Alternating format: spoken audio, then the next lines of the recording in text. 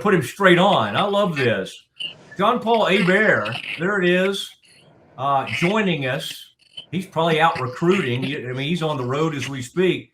Coach, welcome to Waco. Welcome to Baylor. Do you hear us okay? Is everything we're very excited for you.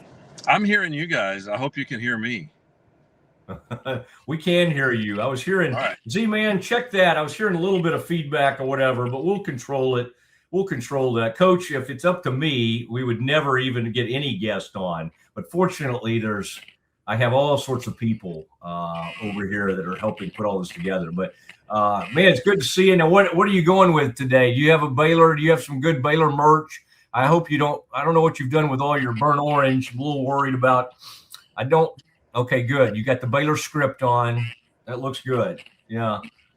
And, I've got a little bit. I've got a little bit of everything for you. I mean, maybe I should be going your style with a hat and sunglasses on, but.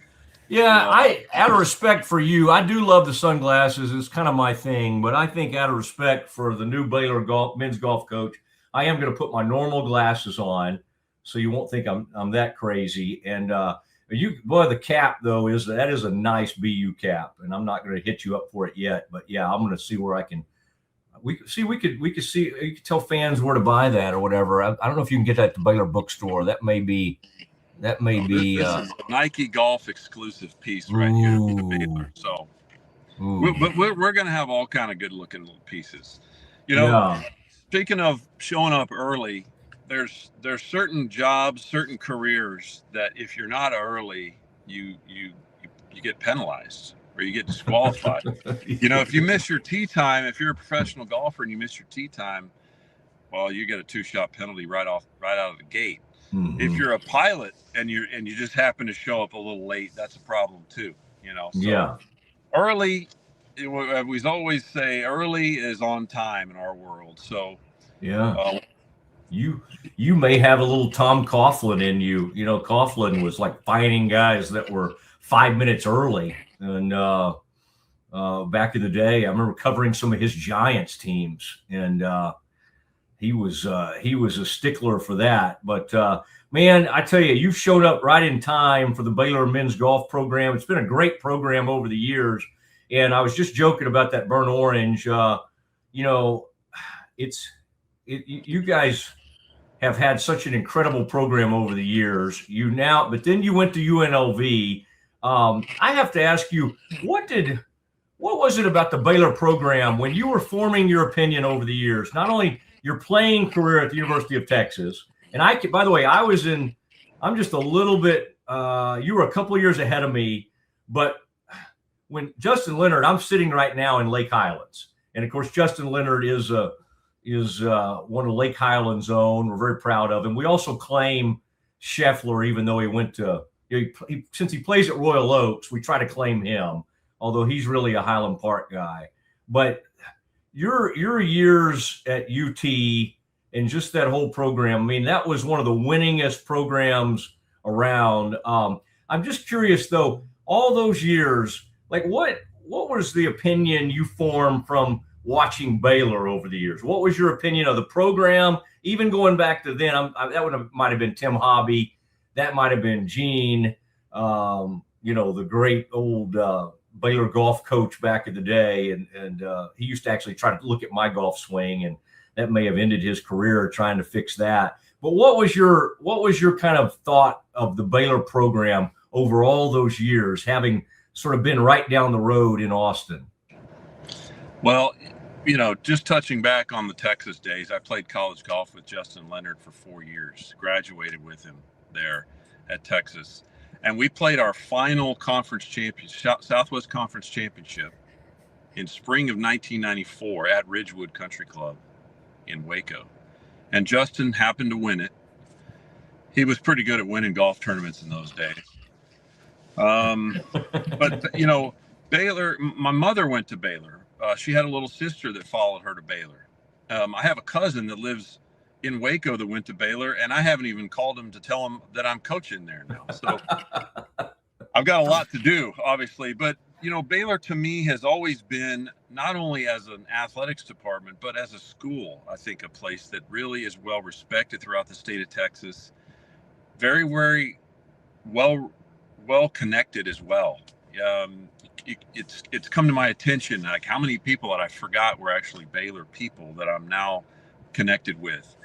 And so, I think it's a place it's a small school, private school, but they've always struck me as competitive as anybody in the state of Texas.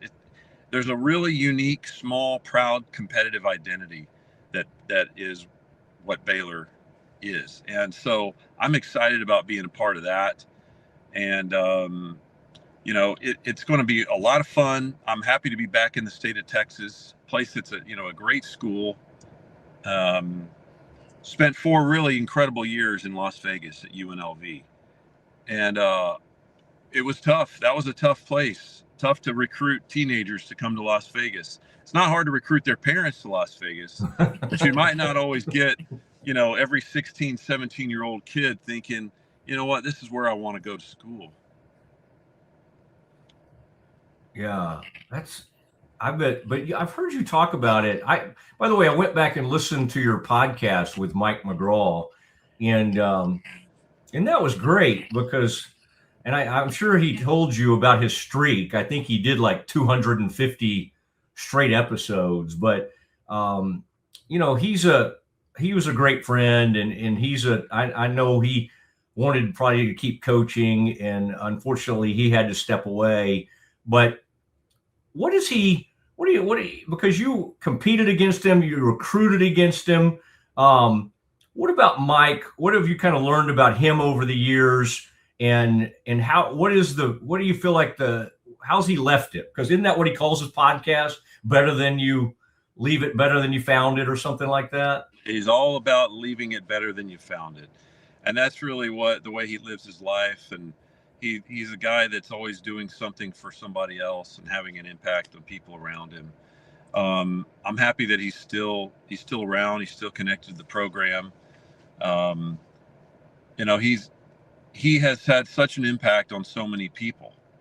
And I think that's what Baylor is. Baylor is a place where I think we can create a college golf experience. By the way, you're very researched. You really do a good job with your But I think the Baylor experience can be like no other place in our part of the world. It can be that packaged college education where we're going to give kids an education in the game of golf. They're going to get a great education in school, whatever they're studying, a great education in the game of life, which is really what we're battling every single day anyway. And then an education in the gospel. And to be able to put that all together, I think they're going to be very, very proud of what they're going to learn and become in their 4 years here at Baylor. I like that Spieth crack driver story. I mean, those are the kinds of things that grab my attention. And you and Coach Fields like running to the pro shop to try to get him a demo or something. I mean, it's just it's so funny to think about those guys at the collegiate level and some of those tournaments. And then there are some guys you watched grow and get better. Some guys showed up there and you're like, that's a pro, like this kid, this is, and Ready. I almost wonder when you've been around like Spieth and Scheffler and Hostler and some of those guys, does it almost make you like have too high expectations when you're recruiting? Does being that close to like greatness, do you ever have to kind of watch it to remind yourself, okay, not everybody is that guy? Like how has having some of those sort of guys that have already become legends informs your recruiting? And do you almost have to remind yourself sometimes like, okay, there's this person, but I can't hold everybody to that standard? That's right. And I think that's one of the fun things about coaching is that you're helping every single kid who is all different. They're all different. And it's important for them not to try to compare themselves to anybody else, because everybody's different. Everybody's timing is different. A guy like Jordan Spieth, he comes into the University of Texas and he's a 2-time winner of the U.S. Junior. And there's only one other guy in golf that's ever won the U.S. Junior more than once, and that's Tiger. So Jordan comes in. He's already played in a Walker Cup, and then he starts his college career. Scotty Scheffler and Doug Gim came in together in the fall of 2014, and they were both really, really good, but they still had a little adjusting to do. And then they figured it out that spring.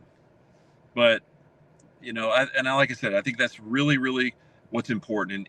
And no matter who they are, no matter how accomplished they are, no matter how talented somebody is, you want to come in and you want to be good at the basics. It's an adjustment. You're changing your life. You're starting college, and you want to get good at the basics. Get some good habits. Show up to things on time. Maybe even early. Be a good teammate. Do the things that people around you ask you to do. And then once you can do that, you can just build anything on top of that. You got to build a foundation into whatever you're doing. I've been very, very lucky in my life to be influenced by some of the people that I have.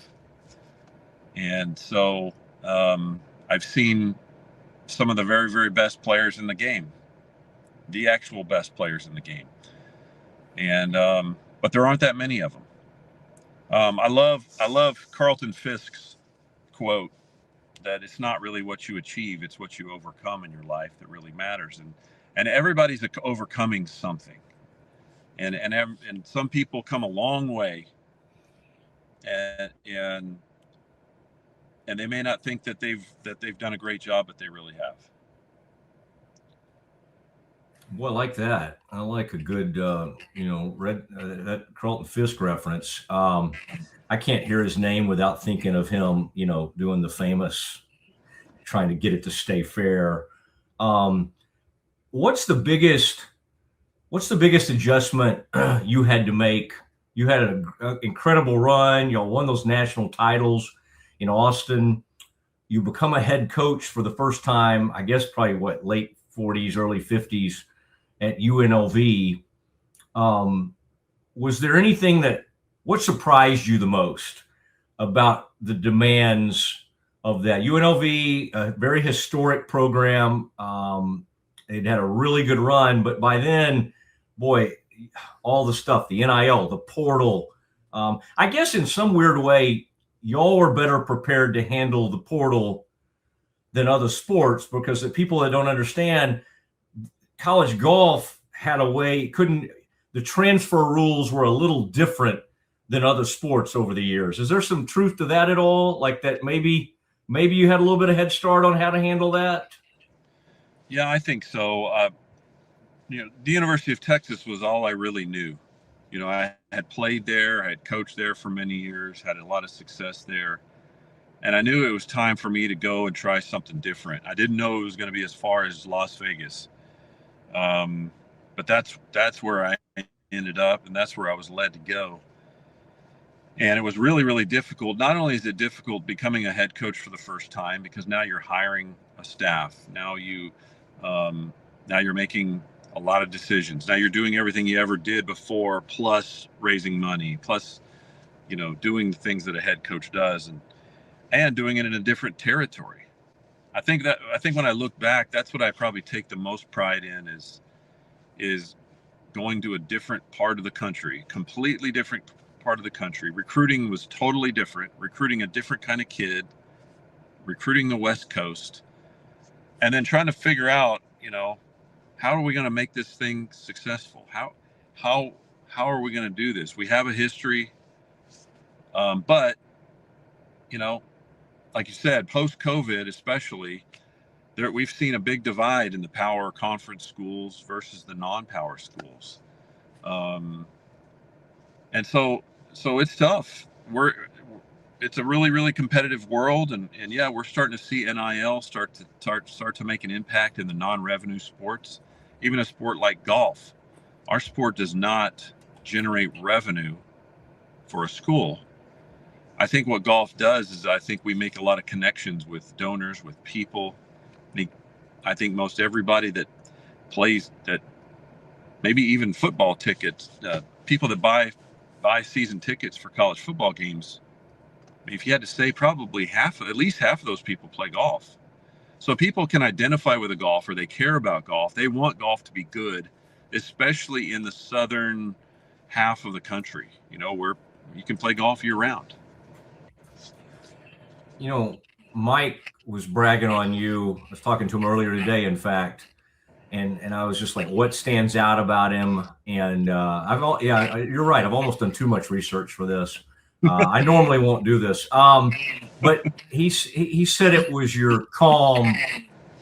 And I just wonder, was that when you in your junior playing days, and you were a great player in college? I think you finished third in the nation at one point, and y'all had unbelievable teams, and you were on teams and you played professionally and all. But like, was that a learned trait where you sort of had to hone that over the years and almost worked on having more of a calm exterior, or was that sort of your personality even as a young golfer coming up? I think it's part of my natural personality. I talk slower, I think slower, I do everything slower. I'm a late bloomer, late to the party in so many ways. But I think golf also teaches you to be patient, to not to get in a hurry. My dad, Jay Hebert, he was a Ryder Cup captain and a PGA champion, and they used to say things like, you want to drive to the course slow, you want to walk to the range slowly, you want to walk to that putting green slowly, walk to the first tee slowly. He always thought, the guy that walks to the tee in a hurry, you got that guy. But the guy that walks up to that first tee kind of slowly, and he's got a good tan, and he's got his right shoulder maybe a little lower than his left shoulder, and he's got a good that's the guy you got to look out for, because he's going to be patient, and he's going to be a tough match that day. Boy, you're making me think of some of the books I've read, and like, Bob Rotella, and then Raymond Floyd, who was one of the great competitors of all time and had that famous stare. But I remember my dad just looking over at me like I was an idiot because I had read something talking about kind of what you're talking about, like try to do something that exudes almost like you just don't care or you're calm or whatever. And I was whistling between shots, and my dad was just like, "What are you doing?" And I swear it was I had read something where like whistling would maybe calm you down or whatever. I had various moments in my life where I felt like I was an okay golfer, and I'm certainly not in one of those phases right now. But like a lot of golfers, I've read everything I could. That's amazing. Your uncle was a major championship winner. Your father, Lionel, is your uncle. And for people that don't know, and so you just grew up around golf royalty. So when I heard you talking on the podcast about like Jackie Burke, and Claude Harmon or whatever, I mean, these are just legends. And I'm sure whether it be Ben Hogan or, that your dad and uncle were winning right as Jack before his career was about to take off. But it just brings back, especially with the U.S. Open coming up this week, that brings back so many memories. But like, did you know at the time, did that feel just normal to you as a kid, being around these legends, like it wasn't that big of a deal? Or did you have this realization like, this is pretty amazing, these people I'm around? Or did they really just seem like normal guys to you? I think it's funny when I see a parent and their and a child on a driving range, and you can tell like the son or the daughter just doesn't really feel like listening to their dad. And if I happen to know him, I might just walk up and say, "Look, don't worry, she's not going to listen to you because you're her dad." I go, "My dad was a PGA champion, and I didn't really feel like listening to him either." But yeah, for the most part, he was just my dad, Jay Hebert, Lionel Hebert, my dad and my uncle respectively. And then it didn't really hit me until we would go somewhere. We'd go to a golf course, or we'd go to the Legends of Golf, we'd go to a tour event, or we'd go to the Augusta National. My dad was on the committee there at the Masters for about 17 years to help set up the golf course each morning of every tournament round. And when I saw people, treat him with a lot of respect. And that's when it kind of hit me like, wow, okay. Guess my dad's just not some regular golf dad, but being raised by, being raised by them allowed me to also be raised and influenced by all their contemporaries. So I was around guys like, Gardner Dickinson and Dave Marr, and obviously got to meet guys like Chi Rodriguez and Jackie Burke and Claude Harmon. And I mean, there's so many guys I'm not even mentioning here, but what I loved about that generation is they were a passionate group. They learned to play golf basically by caddying first. But they were very, very direct. There was no sugarcoating. Today we're in the age where you got to make everybody feel good, and it, and they didn't have to worry. They didn't make anybody feel good. But they made people feel good about the time that they would give to people, and, the advice that they would always have for somebody. My dad would go and he would park his car in the parking lot at maybe Champions Golf Club in Houston. And on his way in, he might see somebody else getting out of the car, and he would offer him a ride, just a different generation altogether. And it's crazy how I still tell stories. The kids these days have no idea. You throw the name Gardner Dickinson at them, and they're not gonna have any idea who you're talking about. That guy was 9-1 in the Ryder Cup, and he was the guy that always was paired with Arnold Palmer, and nobody could beat him. I just can't even imagine. I mean, a Ryder Cup captain, in your family, it's just kind of crazy to think about. So, I imagine that when you watch the U.S. Open or watch the Ryder Cup, you just have a little different layer of appreciation. Do you still love to play? And does a college, people always think like, oh, I'll go be a golf pro. And of course, those guys are a lot of times never getting to play. Now, the guys that are playing too much, probably, their careers don't, like I remember thinking, how is Tim Hobby coaching Baylor and he's like in a tournament every weekend? I don't know. I remember having that thought years ago. Do you still love to play, and are you still pretty good? I probably need a couple weeks to practice, and then I can keep it around par. Everybody's different. Some guys they still have the itch, and they still want to go and run out and play 9 holes at the end of the day. And I just really don't have that anymore. I like to go and play golf with whoever. I like to play golf once or twice a month, and that's probably enough for me. But it's something I should be doing more of, because it's important to be able to. You can share so many great things on a golf course with people, and it's something I should be doing more. But I don't have that itch, so to speak. If the weather's good, the company's good, hey, yeah, let's go play golf. I love a guy's golf trip or a donor golf trip or something like that, where you go somewhere and you have that maybe 1 or 2 or 3 day experience. To me, I really enjoy that. Yeah. I noticed the AD, our new AD, Doug McNamee, who I've known for years, shows up at your thing the other day, which I hated to miss, but Ridgewood though. And he was dressed like, again, I don't know if he's good at golf or not, but did you see that white belt he had on? And he's got that, they used to call us I used to be thin, but the old guys would call us flat bellies. You remember that? Yeah. And McNamee kind of had that look about him. So anyway, I don't know if. Yeah, the rule with the white belt is if your age or your belt size is over a 34, you can't wear a white belt.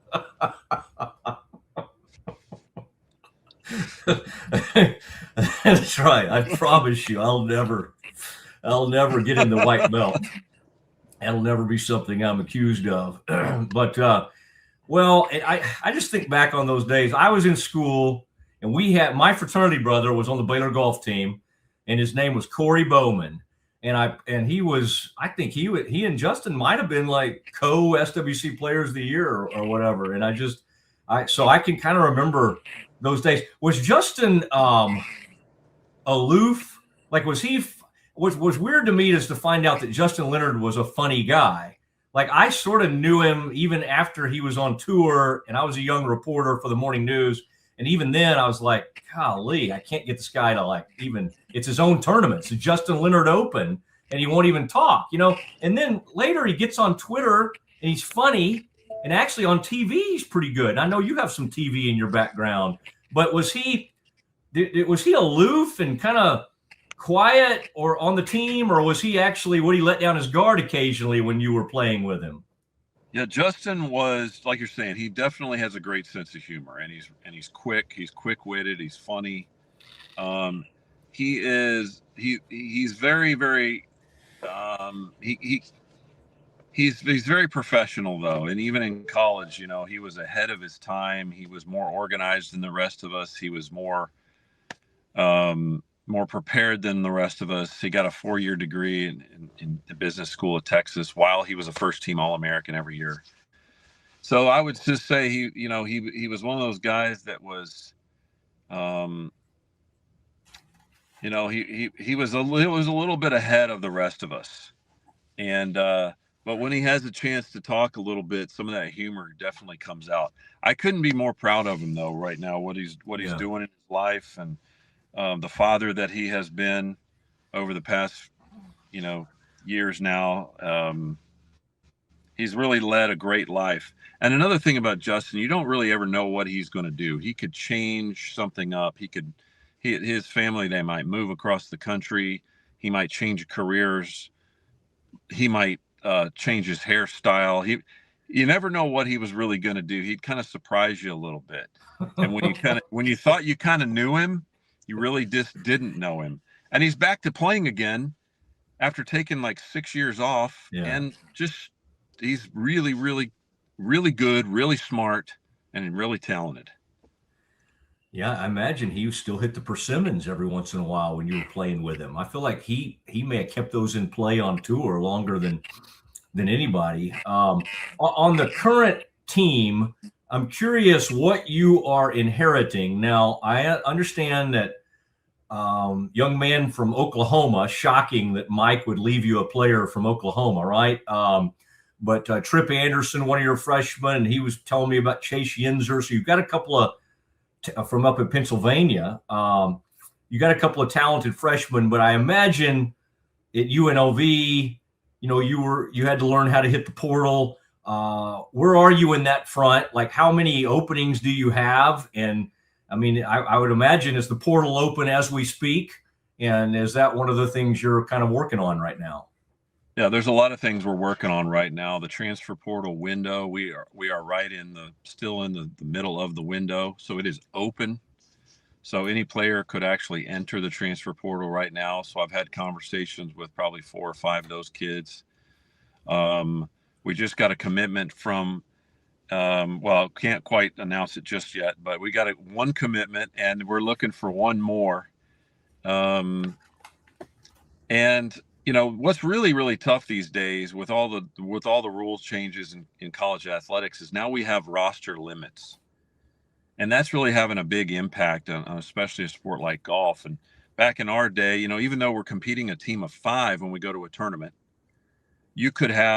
back in our day, you could have 11, 12, 13 guys on a team. And so that means you could give more kids a chance. Maybe you could allow a walk-on or 2, or allow you could just give kids a chance to develop over a couple years time. Well, now we're capped at 9. So men and women, Division I college golf, we're capped at 9. So we're really not able to just give kids a chance. You can't have a whole lot of projects on your team. You have to have as many kids as possible kind of ready to go. So the transfer portal is something that we'll always be using and budgeting for every year because there's a lot of talented players out there, and I'm referring to the good side of the transfer portal. In other words, kids that just need a fresh start somewhere, or kids that are looking for a better fit. Maybe they went somewhere and it wasn't what they thought it was going to be, and they want a good golf environment, or whatever it is that they're looking for. So I've coached a lot of transfers. And I think that, I will still budget for probably one per year, I would say, even at a place like Baylor. All right. Well, if we run out of Dossies, I don't know if we have. I don't think they have any kids left. I think we ran all the way through the Dossie family, so they're ones here, and you can grow them up really quickly, and we can get some more that way. By the way, just so you know, I would have liked to have not gone with the cap to just be, honor the new coach, but things are getting away from me a little bit. So that's I gotta put some of this under the cap at times. Well, I'm up here in Chicago, and the wind's blowing about 30, so you would definitely want to have a hat on with that flow you got. It's Chicago. See, when you drop where you are, now I start thinking, okay, who's he after up there? You've hinted at the commitment. I'll be excited. I'll be the guy out here that I promise you, when y'all put this on social media, I'll be all over it, and hopefully we'll exchange numbers at some point, and then I can give you the same unsolicited help with recruits that I gave Mike over the years, where I say, hey, I got a buddy's son who's at A&M Consolidated. I don't know if Mike, I think he tolerated it, but yes, I occasionally was known to recommend people. And there's a lot of great kids, and we all have stories of those kids that just wanted an opportunity. Yeah. Just wanted an opportunity, and they made a great college career out of themselves. And so, unfortunately, there won't be as many of those, going forward. They have to transfer. They need to go somewhere where they can play, and then maybe they can transfer to the next level. Well, you know what a national title looks like, and you know what the players you need to do it. So I think this is very exciting, and of course, like you say, that it's fascinating what your career, the shape of it, and the volunteer years and all of that. And I think you've ended up at Baylor at the exact right time. So we loved Mike and wanted Mike to continue on, but since he can't, why not a guy that he has huge respect for? And so now, do your friends, do most people call you JP, or do we have to kind of earn that? Do we have to work our way up to that? What do you prefer? No, JP. It always starts out at John Paul, but then it gets JP pretty quickly. It's pretty funny, my friend. I've got some real funny friends, some real characters out there. Some of them are really happy I'm back in Texas. Some of them are not happy that I'm not living in Vegas anymore, so that they can't, have somebody that they know and they like to visit there. So yeah, I bet that was interesting. Even just house shopping. I think in our minds we only think of the Strip, and then occasionally you remember, wait, a lot of people live out there, and there are neighborhoods around there and everything. So, like you said in that podcast, I bet there was part of you that were like, after being such a Texas guy over the years, that it was almost like landing on the moon, right? It's like, wait a second, what am I doing? Where am I going? And then, like you say, in 4 years, it probably started to feel like home at some point. Yeah. I think that's a really difficult thing. Moving is tough, because you get comfortable, you get comfortable somewhere, and someplace starts to feel like home. And in our world, as coaches, we don't necessarily always get to choose where we live. We have to kind of go to a place that we think is going to be a good fit all around for us. And but as like Coach Fields and I used to say, there's no utopia. There's no perfect place. There's no perfect setup. There's no place that has it all. Yeah. And so that's like what our wives, that's what people's wives say about us, that we just can't, there's no perfect guy out there, right? Just, Yeah, that's certainly my wife would say that. Well, it's very exciting, and I can't wait to hear. And of course, you got to probably hire an assistant. And are you closing in on that? Trying to close in on something here shortly. Getting a great assistant coach that's going to fit in right at Baylor, and and get the roster in a good place and try to get our schedule in a good, appropriate, competitive place. And then just prepare for it. Try to go be our best. We have a lot to do. Coach McGraw and all the coaches that were there before him, Greg Priest, Tim Hobby, Gene Shields, going backwards in that order, they really all did wonderful things for Baylor golf and made their own contributions. And so it's my turn to continue to build the program in a positive direction. It's not my program, it's Baylor golf, and it's my job to keep things going in a positive trajectory. And we want to have the right kids. We want them to have the full experience, get a great education, and compete for championships. And so in order to do all of that, you have to have a lot of good things in place. So that's the work ahead of us. Yeah, Greg Priest had the misfortune of playing in a scramble with me one time, and he said, "Oh, Mosley, come play with me." And he grew up where I grew up, down there near Cedar Creek Lake. So anyway, I will never put you in that situation. But I love golf still, and I watch it like crazy. But I now play tennis all the time because it makes me move around. So for what I need, it really meets it, and it doesn't take 5 hours. But it's the right fit for you. And by the way, I'm up here in Chicago because I know you were wondering. I'm in Chicago. I'm recruiting at the Western Junior, and it is a stunning property here. What a beautiful golf club called the Knollwood Club up in Lake Forest, Illinois, on the north side. And so recruiting a few kids. Oh my gosh, it's so nice. I actually have this pullover on. Not, Ooh. Oh, you need it. You're saying you actually need it. Yeah. It's beautiful out here. So I think they're playing the Tour Championship in Chicago this year or something like that, if I remember correctly. Well, there's so many good courses up here. Yeah. Only problem is 5 months of the year there's snow on the ground. So. By the way, the Chicago Bears may no longer be Illinois' team. They're getting ready to move across the border to Indiana. I know. I asked this. I had a shuttle bus driver yesterday, and I asked him. I said, "Are the Bears really going to leave Soldier Field?" And he just instantly went off. They're going to move to somewhere in Indiana, or and he wasn't really happy about that. So I love just the passion and the spirit that these Chicagoans have up here, especially in the summertime. It just comes alive. What a sports town.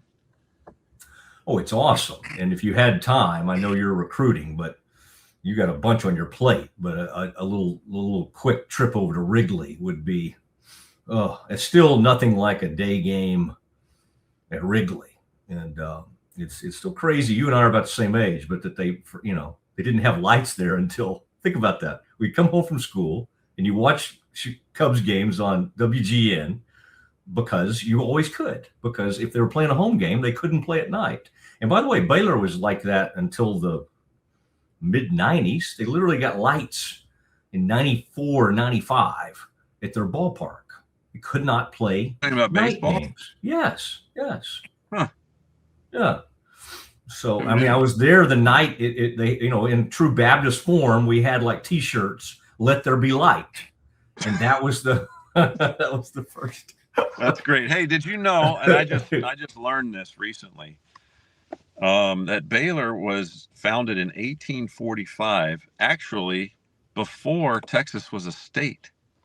It was during the Republic that Baylor was founded in Independence, Texas. Yes. I think at some point I had to learn that for some reason, but yes. And they take incoming freshmen they call Baylor Line Camp or something, and they take them to Independence, and they give them the history and everything. Right. To see the old original, whatever remains of the original campus building there. That's right. Baylor was founded well before that school in Austin, the 40 acres. Right. The 40 acres. Yeah. Amazing. Well, I'm excited. I'm really excited to be back in Texas, and specifically at Baylor. And So, well, I saw you and Jay up there together, and J Mo, I'm sure, was emceeing because he emcees everything. But you know, Jay's done an incredible job. I mean, I would not challenge him on like international travel miles. You don't strike me as someone who's going to like try to, you know, bring in every international player because he's gone full international. But he's got a great team. So I just think you all will feed off each other, and this is going to be a lot of fun. So I'm excited, and I appreciate you taking the time, especially during a big junior tournament up there. Now you'll make me. Now I'm going to check that tournament. I'm going to check the scores because this sounds like a big junior event I need to check out. really good. If text me your info afterwards, and I'll send you some good links. Keep you updated. That'll be great. By the way, I'm thinking of this one kid that went to the University of Texas, and he was a good player, and it was before you were coaching. And I watched his dad with him. And I won't say this live on the air, but I watched his dad, the way you were talking about parents earlier, and I just knew. I was like, there's no way this kid has all the talent in the world. There's no way in the world this is going to work out because of the way the father acts on this course. And that came to fruition. So anyway, and I was also that same tournament covering Ty Tryon. You remember him? 17 years old, and he went straight to the PGA Tour. So Ty Tryon, of course. Yeah. But anyway, well, great to visit with you, and I really appreciate it, and I look forward to meeting you in person. Thank you. Likewise. Yeah, they don't let me out to Ridgewood, so I'll have to find a neutral. Kind of a neutral well, site. You know, they don't have a gate. They don't have a gate there, so you could actually just drive on in, and you know, who knows? Nobody will say anything. Just see what happens. Yeah. All right. Congrats. Great to have you. Thank you very much. Have a great day. Okay, we'll do it. There he goes, the new coach, and John Paul Hebert. There he is. Good Texan from Houston, Texas. And out there in Chicago, already doing some recruiting and watching one of those big-time junior tournaments